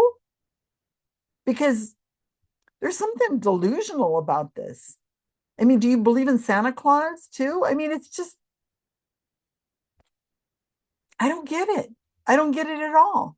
The only thing I can think of is they're just making up shit because it's pays. And this is they've made it this idea that they're helping somebody.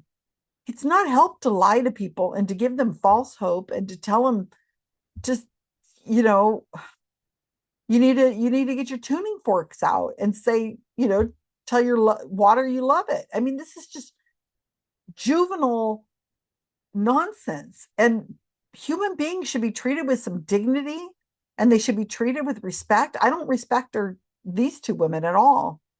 And I know that the world out there who believes in this thinks I'm the crazy one. They think I'm the mean one because I'm putting it down. But I'm just trying to say this doesn't make sense. And if this worked, we would be using it in hospitals, and not somebody with a tuning fork be playing around with their shoulder with a tuning fork to make themselves feel better. That if it worked, we'd be using it. Insurance companies would have a way of paying for this by now. Come on, this is we're a world of consumers out there, and if they could find a way of making money out of this, they would.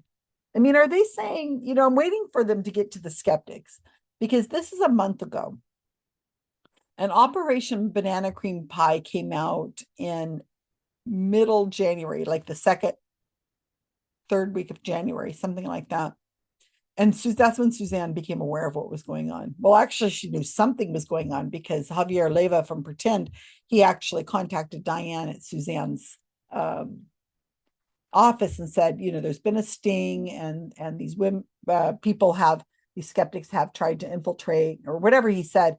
And Diane was like, well, I don't know anything about it. She's supposed to be a medium herself, trained by Suzanne. And so Suzanne has known about Operation Banana Cream Pie for the least since the beginning of February, if not sooner. And we're in March now, right? This is March 27th that I'm recording this. And unless, like I say, this was recorded a long time ago and only released recently, she should be, I would think she'd be talking to Maureen about the skeptics. So that's what I'm kind of holding off for. We got 14 more minutes, and I'm waiting to see if we're going to get there instead of these infomercials for their services, their retreats, and a bunch of nonsense stuff that you can buy off of Etsy. I wouldn't be shocked if it wasn't on their own website. And we're seeing a lot more of this, that the mediums are starting to get out of doing readings for the general public, and they're using their time and they're making their money by writing books, doing workshops, and getting membership, people to come in and learn from them. And part of the reason of that, I think, is because that's where the money is. You're building your base, and those people are also buying into it themselves. And then people like myself who are going to put together a sting that's going to infiltrate your reading, we're not able to get in and do that as easily. We still can. And, they're not psychics. They don't know what I've got planned. But the idea is that they know what they're doing. They know that they're not talking to the dead. And so, I mean, they have to. Anyway, they are moving more to this other stuff, this wellness, this influencer kind of role. And neither of these people nobody's contacting them to find anybody or do anything. We still haven't heard of a single case that she saw. And except for this woman in Hawaii I really, really, really doubt that she pointed to a place she says, where is the woman on the map? Where is she? And they said, oh, she's right over here. That's where she was saw last. And she goes, okay, here's where you seen the helicopter. And they get over there and she's alive. Like, really, that happened like that quickly? No, it didn't happen. So she might have thought it happened. They sent a helicopter and somebody told her, yeah, it was near wherever you told. No. Come on now. She was the head of the board of directors of a local hospice, and I came to her and I said, did you ever think about like maybe like complementary therapies like Reiki or meditation, or just helping them with their pain and that kind of thing? And she was like, very hardcore Irish Catholic, but she's like, let me see, let's try it out. And so I started to just get word of mouth, people letting me know, like, can you come help? My sister's passing, my mom's passing, I'm passing, whoever it was. And I would go there. And first I would talk to them about, okay, tell me what's going on. Where's your pain? Let's address the pain first. Okay, what are your fears? And then I would do some hands-on healing, maybe a little bit of Reiki, a nice speech meditation. I would record it so that they could always have it. I would teach the families how to do like just a hand, a foot massage, a nice little head massage, and give them something, because they say, I don't know what to do. I don't know how to make them comfortable. And like, you don't always have to count on me. I'm going to train you. And here's how you can talk to them, set up signs. Maybe you can talk openly about, the physical death. And with kids, it's a little bit different because I basically come down to their level and just let them talk. because I'm not a trained counselor, and I just want to see, they might Get you say to lost. me, I had the 6-year-old boy that I wrote about in my book, and we would meet every day on Zoom. He lived in Pennsylvania, and at 4 p.m., that was our time, and he would have his cereal, and he would deep voice, little Johnny, and be like, and he would say to me, Maureen, tell me about the angels. Tell me about heaven. Am I going to be able to do crosswords? Like he was just very advanced, and I have shows right now, and then like Johnny, yes, and I'd go very light about the angels and heaven, and he'd be like, what is it like? What does it look like? And with the parents' permission. And then when he passed, this beam of light I was on with them came through the window, and it made a cross on his chest out of the sunlight, like crazy. And then at his funeral, he wanted to be a firefighter. So they had the hook and ladder. We call it the hook and ladder, with the flag. And I have a picture downstairs. And with the sunlight came through and made a cross right on. And I said to the dad, who's Helen? And he goes, that's my mother, but she died when I was 12. So Johnny doesn't know her. I'm like, he does know her.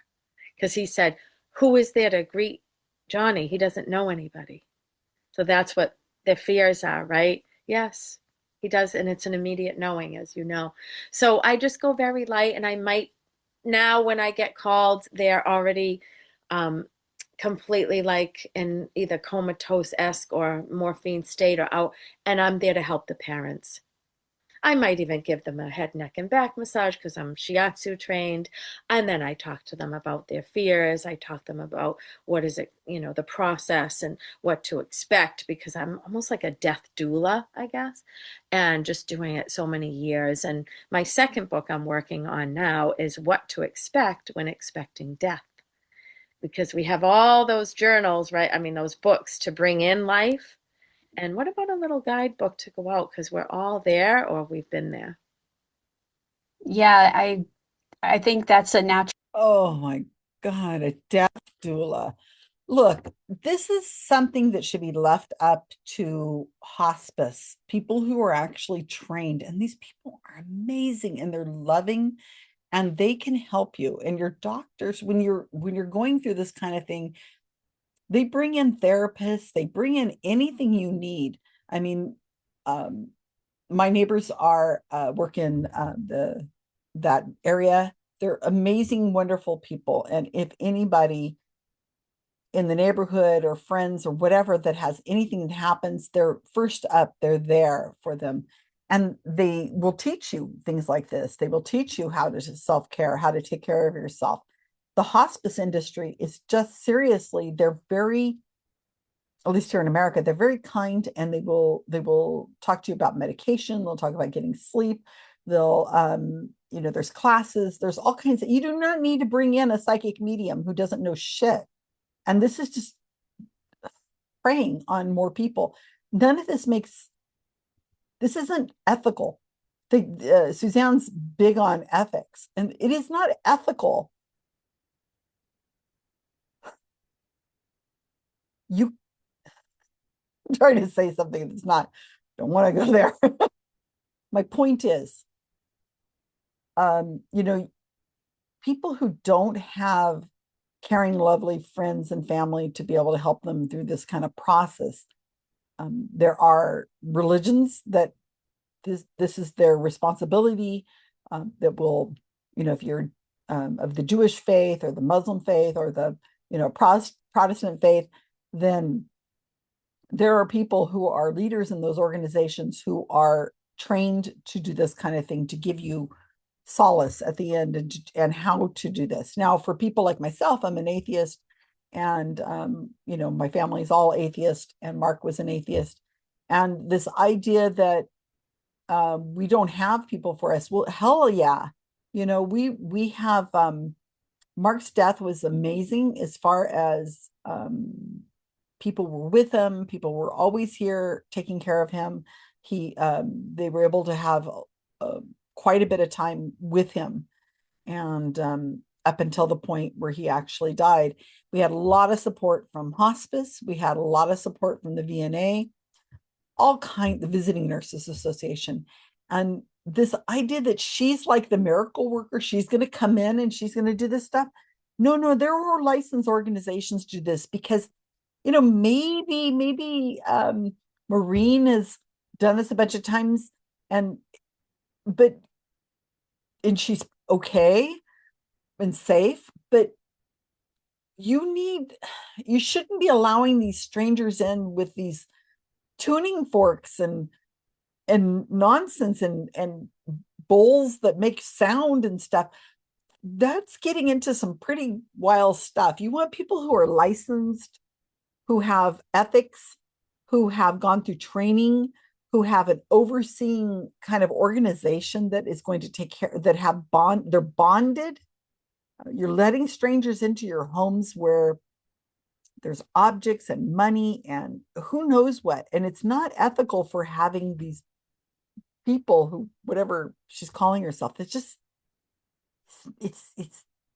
I don't think it's ethical. I just don't think that's right. Maybe she feels like she's doing a good job, but when you start endorsing this kind of nonsense, then as they are in their channel, and it normalizes it for other people who will say, I could do this. I'll go in and hold their hand and rub their back and so on. I'm looking at one of my cats over here. Or kitties. He's got vertigo. Cats can have vertigo with an ear infection, and he's just a mess. Poor little guy. He's just been sleeping all this time, so I'm watching on him. Maybe I should call in a healer.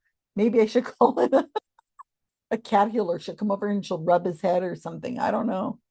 He doesn't want his head rubbed. Trust me right now. Natural progression for you. And if I may, I hope I'm not overstepping, but I feel like there's a trilogy here for you. Like just keep getting the word trilogy written in like a pink over your head, like three books that tie together and tell a story. So I But did not mean to also, read you. I did not oh, mean to read you. but guess what? Guess what?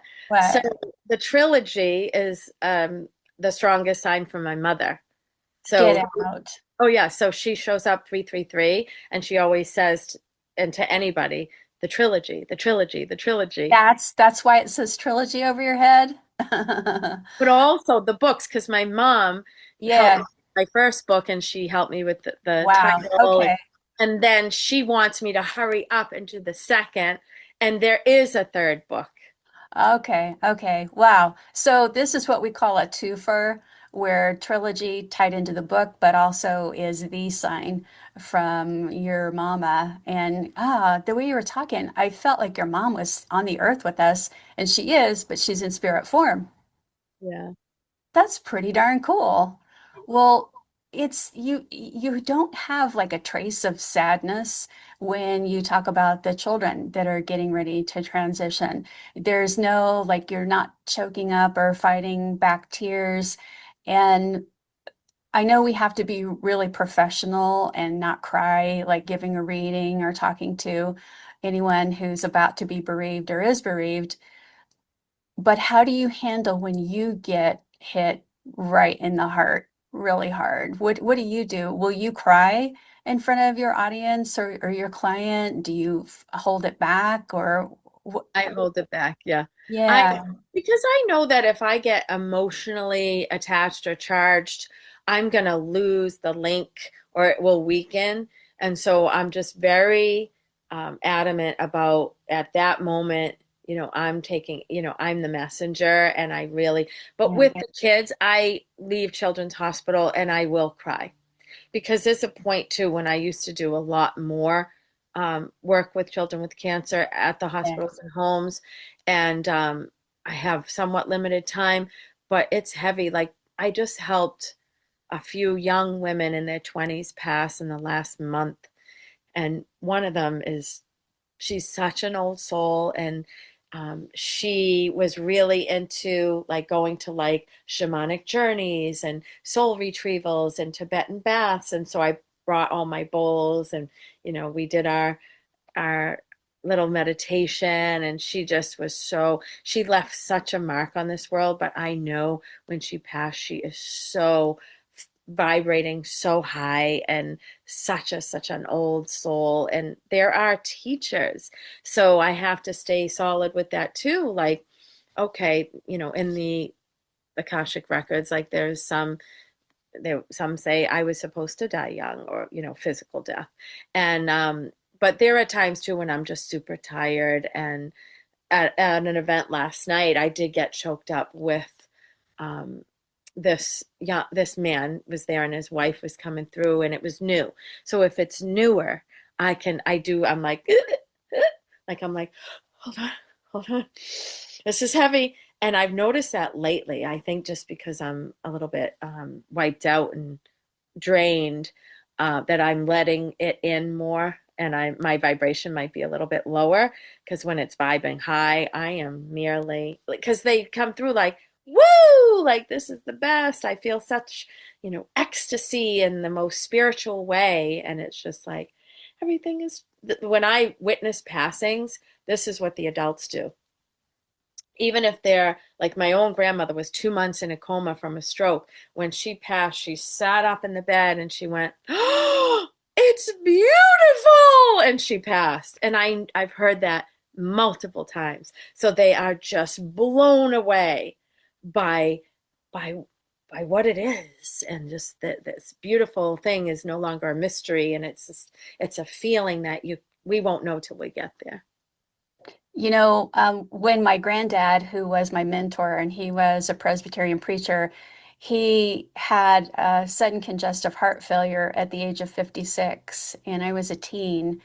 And the attending in the emergency department was one of his fishing buddies. And he said that granddad sat up when they were working on his heart and said, "Oh, sweet Jesus, thank you." And he was looking at somebody in the room, and then that was it. That was his passing. And I've carried that with me since my teens. And then I get to hear this from the souls that connect. They've given good evidence. We know who they are.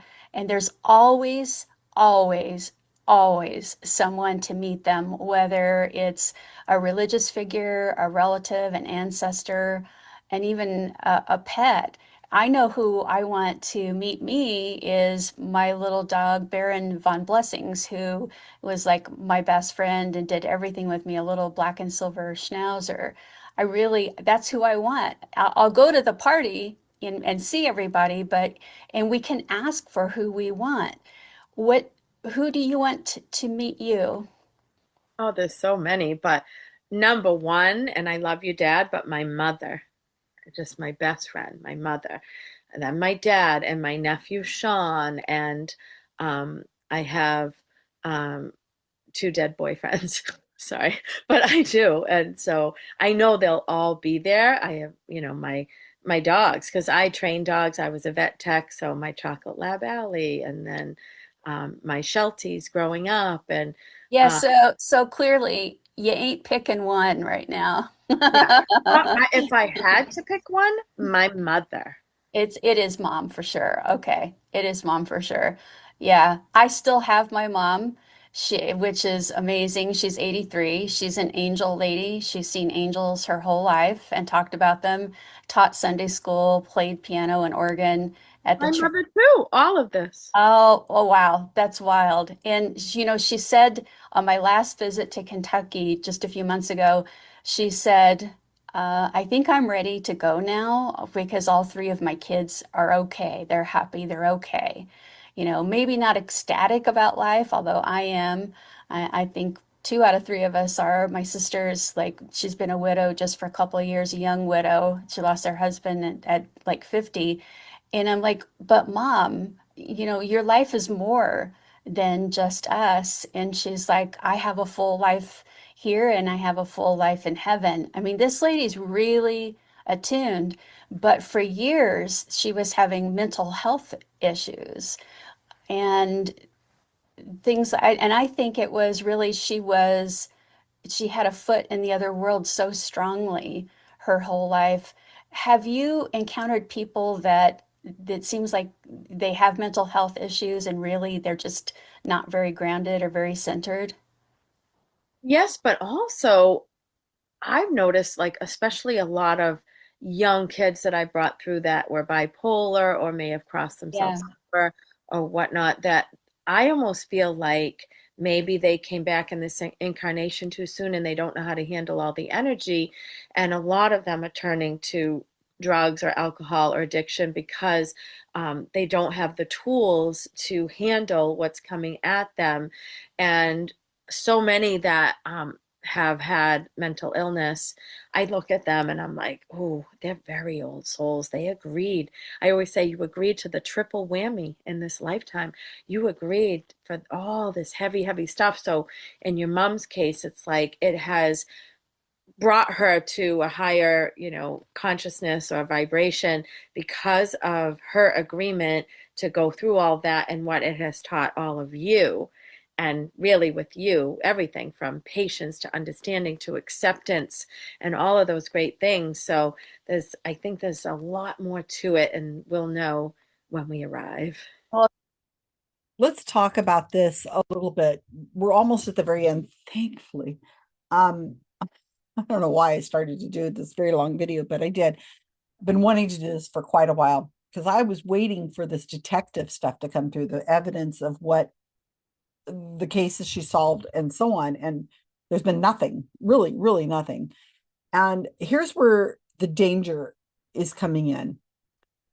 Not that it hasn't been dangerous all through this whole interview, but do you see, and lots of mediums do this, and I think Matt Fraser's just got a video out, or I think so, it's a workshop I think you can pay for, that there is no hell kind of stuff. This idea that everything's going to be wonderful on the other side, it's going to be amazing on this other side, in quotes, and that you should get ready to go. You should know that the pain, the loneliness, the physical limitations you have now, the financial problems you're having now, all of that will be erased if you just die now. And so this is extremely dangerous to give that to people, that if you just go now, it's going to be great. Go, and I know that this mediums will say, oh no, God isn't ready for you yet. They don't want you to go. They'll take you when they take you. But I think in the back of your minds, you're still thinking of this kind of stuff, that let me just end it now so that I can go and be with my family. And I think that's extremely dangerous. Now, I am 100% behind people being able to, their life is their own, and you decide if you are, in the last stages of your life and that, you have ALS or whatever, 100% under some sort of supervision, and with hopefully telling your family and having conversations with your family, you should be able to end the life that is yours. But did you hear them talking about bipolar people, that what that is that they reincarnated wrong, and that they haven't been able to deal with their other life, and so they end up getting into drugs and alcohol or whatever. And that's really what's going on with bipolars, people who have bipolar disease. This is just really sick, right? Okay. I'm glad I made it through the end of this video. I've got 2 minutes left, but I'm really glad. I have a really hard time watching these. The only way I can really do this is if I think you're there watching it with me. And I'm hoping you're going to leave me lots of comments, because I don't have to watch these videos. It's doing nothing. I mean, I'm learning, but I don't believe any of this. This is just nonsense to me. And I think it's extremely harmful. But I feel like that between the two of us, or 10 of us, or 150 of us, or whatever it is, we're learning something. And to make it all the way to the end of the video, you never know what you're going to hear. I have done many stings where we never reveal that we who we are during the sting. We always hold off until the very end. We completely stay in character. I mean, till it's exposed completely, because I know darn well that you can learn some really interesting things staying in character. They let their guard down and they start telling you things, and that's what's going on here. And here's the truth: is that they're saying that bipolar disorder is a person who's reincarnated and is not dealing with it well. Fascinating. Okay, so let's get the last 2 minutes of this, because I'm ready to be done a long time ago, and I'm sure you are too. Well, thank you for my mini reading. That was very heartwarming to hear. And we do learn the most from our family members and those people that are sort of like in our orbit throughout our lives, and our antagonists and our issues and our challenges and our physical pains are our greatest teachers. And I think you've taught us a lot in just this very short time. So I just have one last question for you. How do you want to be remembered? It's so interesting. Like, how do I want to be remembered? Um, and it's so when you said that, like Jane Goodall popped into my head because you're just so pure and kind and light. So I hope people remember me with a giving heart, and just I hope they remember my main message that we are so much more than this physical body. And when the lease is up, the driver steps out and continues. And I hope when they think of me, they'll feel that vibration of like joy and hear my laughter and my snort, and remember to always, slide into home plate and forgive with all your heart, laugh with all your might, and just never give up on hope that we will all be together again one day. And if you can't live for you, everyone, then live for me. What would Maureen do? So I want bracelets, WWMD. What would Maureen do? Maureen Handcock, thank you. Thank you, Suzanne. You're awesome. Visit our website, carefreemedium.com. That was just really awful. I'm gladish that, well, I'm glad it's done, but I'm gladish that we watched that, and I hope you guys found that educational. This idea of, do they believe it or do they not believe it, is kind of an interesting question. And because obviously I'm not psychic and neither are they, I really don't know.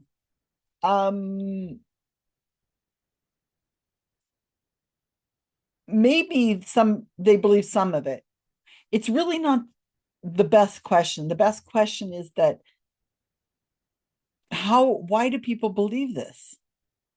Because it just doesn't make sense to me. It's not common sense. It's just, if this was possible, we'd be doing it. We would not have websites. And I'm going to put this up really quick again, one more time, just to make sure you guys remember. And there are websites like this all over the world. So, if you're in India, if you're watching this in England, or if you're wherever you're watching this from, there are websites like this of missing people, missing, abducted, people, or they found the bodies, but they don't know who the people are.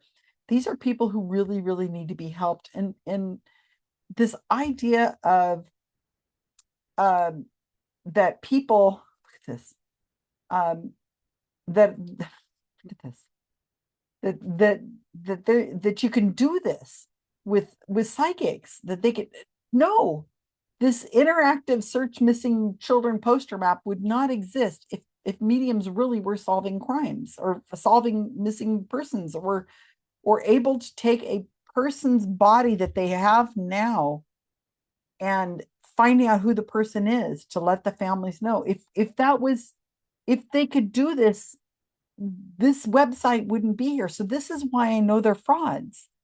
Now, whether they know they're frauds or not, I'm not quite sure. But I think it's interesting that people just aren't even considering this. It's not even dawning on them that if this was real, we would not have these missing people. And when I say that out loud, to the believing community, they think I'm the evil person here. I'm looking out for you guys. I'm trying to look out for you because I don't believe that it's healthy to rely on this kind of stuff, this nonsense. I think it's infantizing people to make up like fairy tales even when they're dying. It's just, we're adults. And I don't think you should talk to a child that way. I don't think you should talk to your dog that way. Well, maybe an animal. But you should not be talking to an adult like this. This is, they're adults that need to have some respect. Anyway, if you stayed with me this long, 10 gold stars to you. Doesn't mean anything, but I really appreciate it. I really do. Can't watch these videos unless I think you're there. And sometimes you're there. So please leave me comments so that I know that you watch this video with me. And I'm interested in your ideas and and what you think. But yeah, that was really difficult to watch. All right, take care, everyone. Oh, I love you.